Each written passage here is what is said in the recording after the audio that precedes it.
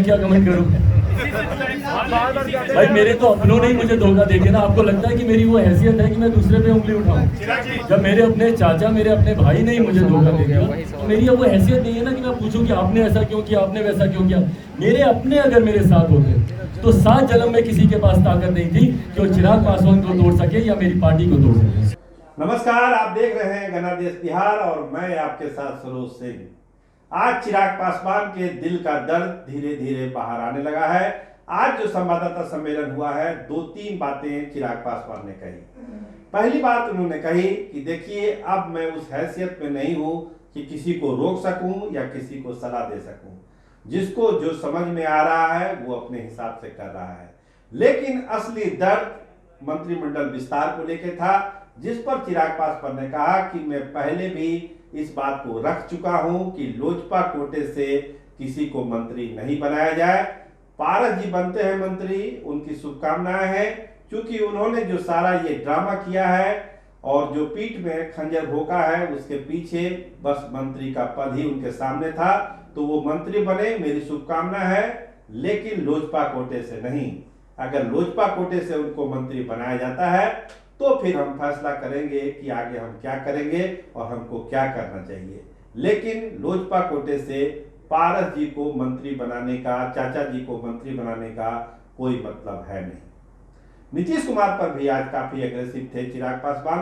उन्होंने कहा कि भारत रत्न देने की जो बात है रामविलास जी को, उसको तो हमारे चाचा भी समर्थन करते हैं, लेकिन मुख्यमंत्री को इतनी फुर्सत नहीं थी कि उनकी जयंती पर उनको वो श्रद्धा सुमन अर्पित कर सके।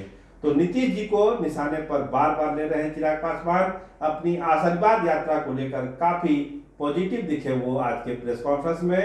उन्होंने कहा कि यात्रा जारी रहेगी, जनता का उनको समर्थन है, लेकिन नजर मंत्रिमंडल के विस्तार पर लगी हुई है चिराग पासवान की। और पल पल की वो खबर दिल्ली से ले रहे हैं कि अमित शाह का फोन किसको आया और किसको नहीं आया। उन्होंने पत्रकारों से ही पूछा कि कोई कंफर्मेशन है क्या अमित शाह के फोन के बारे में, तो मुझे बताइए। केवल कहने सुनने वाली बात पर मैं कोई प्रतिक्रिया नहीं दूंगा। ये बात तो मैं पिछले साल से ही सुन रहा हूं कि खरमास के बाद उनको मंत्री बनाया जाएगा और क्या क्या होगा, लेकिन वो चीजें अभी तक हुई नहीं है। तो फोकस मंत्री पद है, तो देखिए दिल्ली में क्या फैसला होता है और उसके बाद चिराग पासवान अपना क्या फैसला लेते हैं। तो सुनिए प्रेस कॉन्फ्रेंस में कौन कौन सी बातें चिराग पासवान ने कही।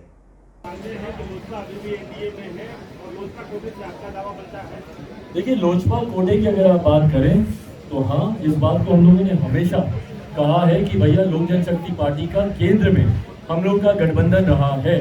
और केंद्र में अगर आज की तारीख में उस गठबंधन में अगर आप लोक जनशक्ति पार्टी का स्वरूप देखें तो उस पार्टी में एक ही सांसद है और वो लोक जनशक्ति पार्टी का राष्ट्रीय अध्यक्ष चिराग पासवान है। बाकी के 5 सांसदों को पार्टी की राष्ट्रीय कार्यकारिणी द्वारा निकाल दिया जा चुका है।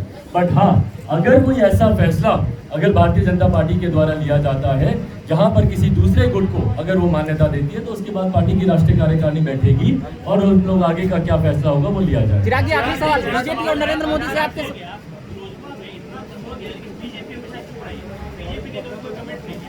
अब इसमें मैं क्या कमेंट करूं? भाई मेरे तो अपनों ने ही मुझे धोखा दे दिया ना। आपको लगता है कि मेरी वो हैसियत है कि मैं दूसरे पे उंगली उठाऊं? जब मेरे अपने चाचा, मेरे अपने भाई ने ही मुझे धोखा दे दिया, तो मेरी अब वो हैसियत नहीं है ना कि मैं पूछूं कि आपने ऐसा क्यों किया, आपने वैसा क्यों किया। मेरे अपने अगर मेरे साथ होते तो 7 जन्म में किसी के पास ताकत नहीं थी कि वो चिराग पासवान को तोड़ सके या मेरी पार्टी को तोड़ सके। मोदी जी से एक सवाल है कि आपने कुछ देर पहले ये तारीफ की कि अमित शाह जी ने या फिर पीएम नरेंद्र मोदी ने आपके पिताजी के लिए बहुत ही बेहद सुंदर और बाला जी को कॉल भी कर दिया है अमित शाह जी ने। ये कंफर्म न्यूज है? नहीं, ये कहा जा रहा है। हाँ, तो कहा जा रहा है पे मैं टिप्पणी नहीं करूंगा भाई। ऐसे कहा जा रहा पे ईमानदारी से अगर आप सुने तो ये ऐसा कहा जा रहा दिसंबर से हम लोग सुन रहे हैं।